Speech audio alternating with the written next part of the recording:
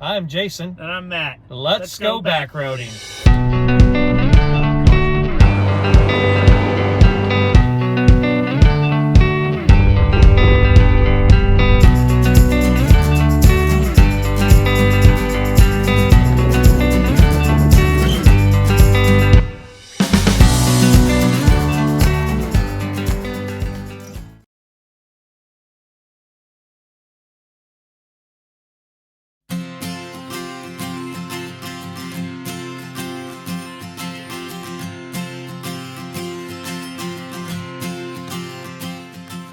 We're starting the third section of our journey at Highway 65, just north of Branson, Missouri. The blue line on the map shows the route. You can now start to see the enormity of the undertaking that we decided to tackle. This part of the route will take you east past farms and overlooks, hiking and camping, culminating at the Glade Top Trail in the Mark Twain National Forest. It actually starts at Highway 65 north of Branson, Missouri. This is where we left off from last time, at the Images at the Cross, which you can see in the far distance. If you haven't seen that episode yet, I recommend you watch it.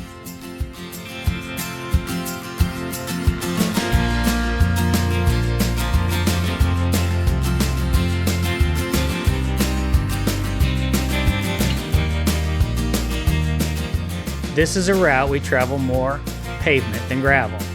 We checked out other areas and decided this was the most panoramic route to take. This may be a good route to jump on if you are visiting Branson or coming from Springfield.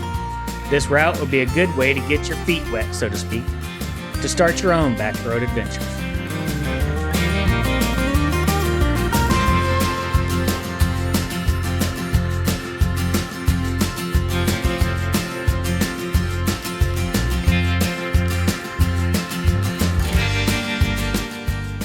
The fall leaf colors are just starting to pop, and it didn't take long to find something cool. This bridge is the entrance to a subdivision. It's not old, but we thought architecturally it was a good shot to have. It breaks up the beautiful leaf colors that we were seeing and lets us snap some great photos.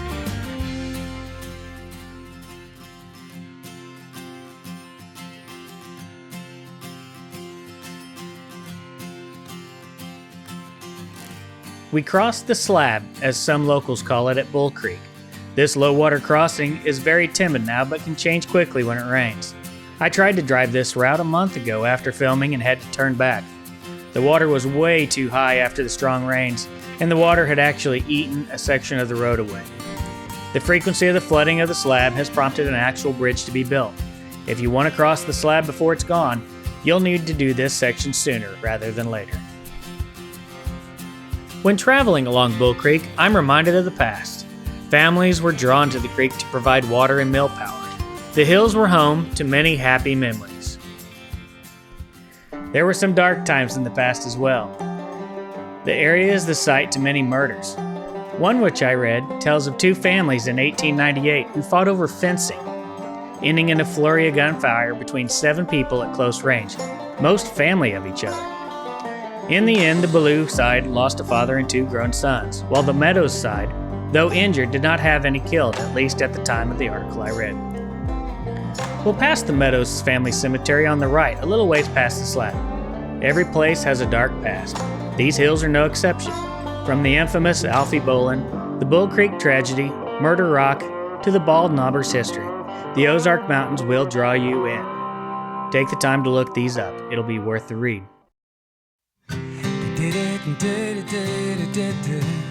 We follow the border of Christian and Taney counties for a while. Jason and I have a friend who used to live on one of these roads we're traveling now. We would visit and ride 3-wheelers down the old log roads into the hollers and search for mud holes, jumps, and caves.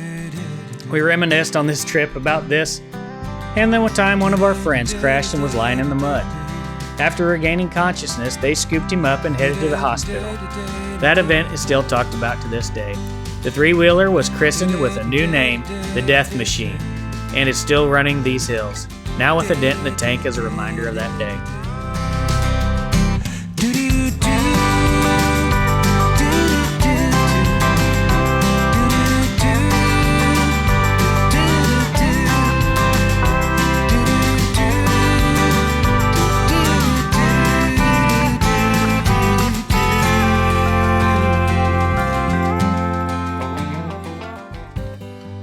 As we come up on Swan Creek, we found a nice surprise, a very large gravel bar. Plenty of room to gather and swim in the crystal clear waters in the summertime. This has been the swimming hole for people for hundreds of years. Grandparents brought their grandchildren to the place that their grandparents brought them, making memories and sharing the love of nature. We walked around the bar, searching for arrowheads and interesting features. We found some love here with the drone, which we couldn't really see from the ground. A nice sign of some good in this world.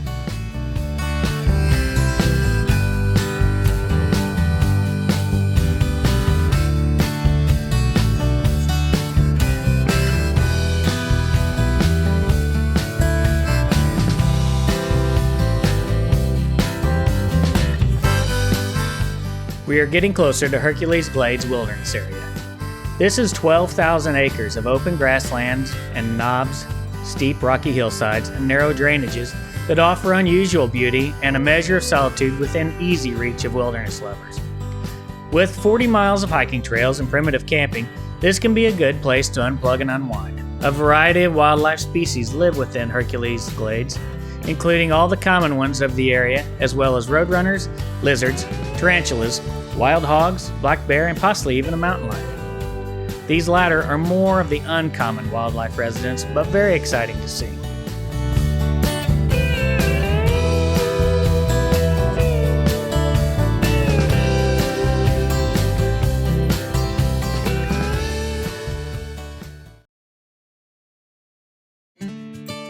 As we travel past the southern side of Hercules Glade Wilderness area, we bring you to the Blair Ridge trailhead. This trail will take you to a waterfall. It's about a 3-mile walk to the falls. It's a fairly easy trail, but there is quite a bit of an elevation gain from the bottom back to the car.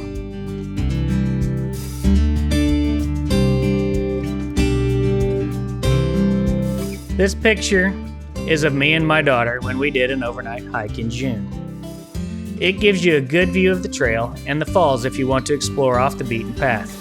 The water was really high due to recent rains. The actual falls are a drop in elevation in the creek bed. Camping is primitive there, but there are several clearings and even some bluff overhangs to camp if the weather is dry. As we run the ridgetop, we can really start to appreciate the views. When I look down in some of the valleys, I wonder if anyone has ever been in the middle of all that forest. I've always wanted to be the first person to explore an area. That'd be a hard area to explore. Easy to get down to, but a tough climb back up. We pull into Blair Cemetery for a quick lunch break. The cemetery had a pavilion and picnic tables and a nice breeze to enjoy the peace. There are several cemeteries in the area like this. If you stop, make sure to be respectful and take everything with you that you brought in. After a quick bite, we were on our way again. Next stop, Glade Top Trail.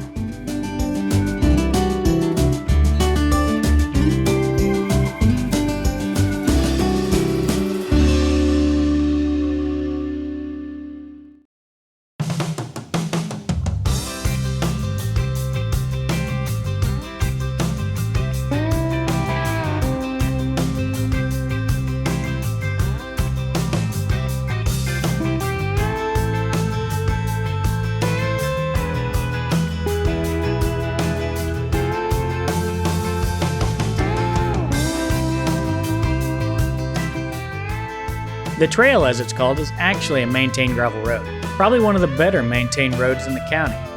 The 23-mile trail weaves through narrow ridgetops above the surrounding countryside.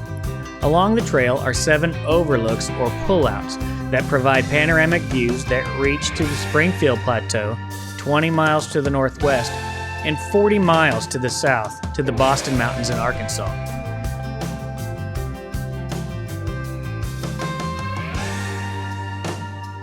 If you feel more adventurous, you can take side trails which are truly off-road. They will be labeled with an FR and a number. Get a map or use the Gaia GPS mapping software, which we use. Just remember to check your cell coverage. You will need to download a section into your device before you hit these trails if there is no cell service. There are numerous spots for primitive camping along this section. The fall weekends are popular here, and those who wish for more solitude may want to plan this on a weekday.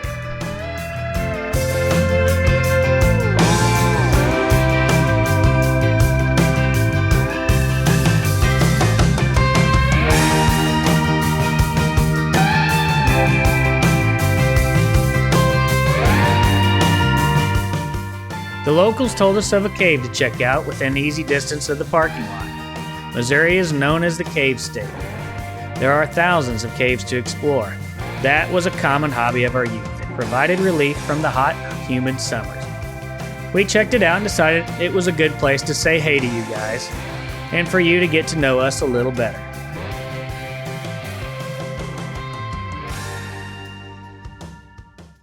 Now, we've gone to school with each other since probably, what, first grade, second grade? Yeah. Is that when you first came? Yeah, I came in first grade. Yeah, and I think we were in a class that year. We've known each other since then. And Glade Top Trail, for me, I've been coming here since I was a kid. My parents, almost every fall, we would come down here to Glade Top Trail and drive it and see.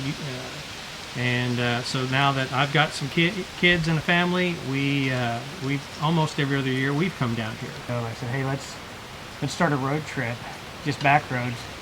And I'd love to go across the southern part of the state little by little. When you called me up, I'm like, yeah, I'm in. That got me thinking about how so many things that are out there people haven't seen. And this is one of those reasons why I met up with Jason and said, look, we need to go do something. And then he's the man with the plan. And he said, I've got all these ideas. And I said, great, I'll road trip, let's do this. So, but we're doing all this to get you a good experience whenever we post them onto YouTube. And so whenever you take the route, you understand what we're doing, and you see where you're going to go because you've seen it in the video, and it makes it a little easier for you guys. We do the work for you, so you don't have to worry about, is this a dead-end road? Is this going to lead me somewhere I don't want to be? We've gone out there, we've done it, we've got the maps online, and we've even got some videos online that teach you how to use those maps and follow our routes. If you're not really good with maps, we're going to have some tutorials on our website and on our YouTube channel so that you can learn. And we use Gaia GPS, and that's our app of choice for running these routes, for not getting lost. And so you're going to spend a little time learning how to download the routes and how to use that map so you can get to our route, follow it safely.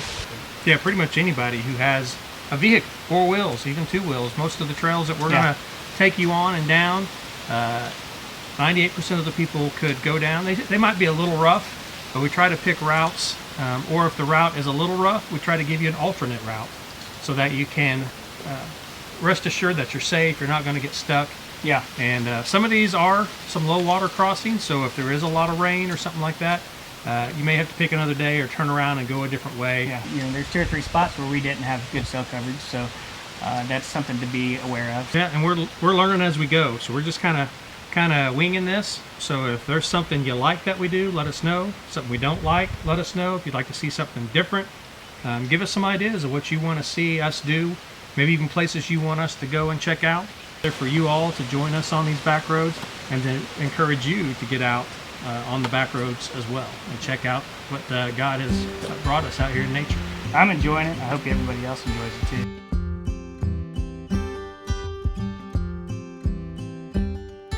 If you come at the right time, you may get the opportunity to see a church service or a wedding.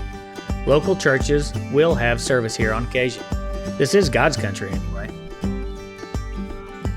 You may start to notice the glades also. Sometimes they're called barrens or knobs.